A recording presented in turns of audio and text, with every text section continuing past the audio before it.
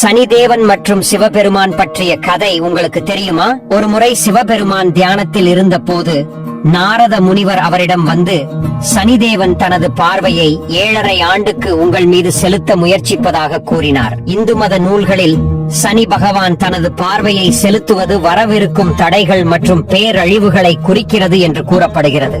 இதை கேட்ட சிவபெருமான் சனி பகவானின் பார்வையில் இருந்து தப்பிக்க 7.5 ஆண்டுகள் நீருக்கடியில் தியானம் செய்ய முடிவு செய்தார். 7.5 ஆண்டுகளுக்கு பிறகு சிவபெருமான் தண்ணீரிலிருந்து வெளியே வந்தார்.